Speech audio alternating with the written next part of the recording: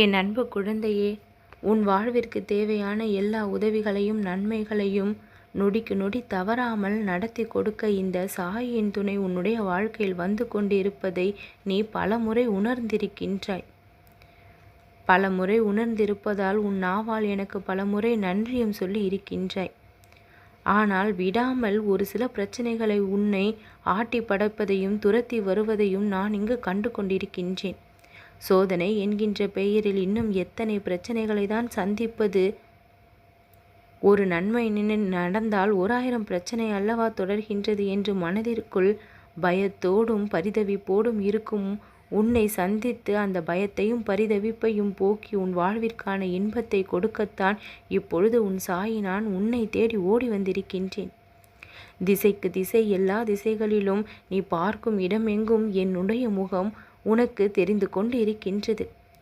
பல சமயங்களில் உன் மனதிற்குள் எழுகின்ற குழப்பங்களுக்கு எல்லாம் விடையாக என்னுடைய திருவுருவ தரிசனம் உனக்கு காட்சியை கொடுத்திருக்கின்றது. என்னுடைய பாதங்களை முழுமையாக சரணடைந்தும் ஏன் இத்தனை தொல்லைகளை இன்னும் நீ சந்தித்து வருகின்றாய் என்று உனக்கு தெரியுமா? உன் மனதில் எவ்வளவுதான் முழு நம்பிக்கையை வைத்து ஒரு விஷயத்தை நீ செயல்படுத்தும் பொழுதும் உன் ஆழ் மனதில் இருக்கக்கூடிய அந்த ஐயம் அத்தனையையும் தடை செய்து விடுகின்றது.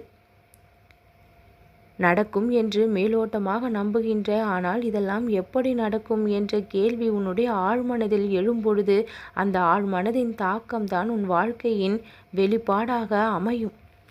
நாம் எதை நினைக்கின்றோமோ, எதை நம்புகின்றோமோ அதுதான் நம் வாழ்க்கையில் நடக்கவும் செய்யும். மேலோட்டமான சிந்தனையில் நேர்மறையாக இருந்துவிட்டு ஆழ்மனதில் எதிர்மறையான சிந்தனைகளை வளர்த்து கொண்டிருந்தால் அது உன்னுடைய வாழ்க்கையை பிரதிபலிக்கும் என்பதை தெரிந்து கொள். மனதிற்குள் எதை ஆழமாக நம்புகின்றோமோ அதுதானே நடக்கவும் செய்யும். எண்ணத்தின்படிதானே வாழ்க்கை அமையும்.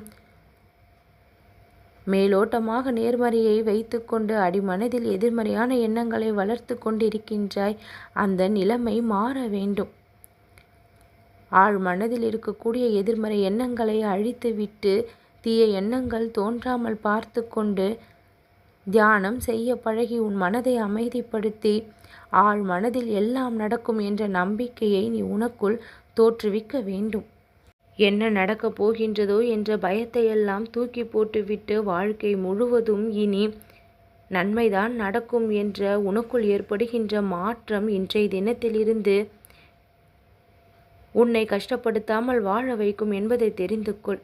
எதை நினைத்தும் வருந்தாமல் கூடிய சீக்கிரமேயே நல்ல மாற்றம் கிடைக்கப் போகின்றது என்பதை நம்பி இக்கணத்திலிருந்து நலமாக வாழ முயற்சி செய்.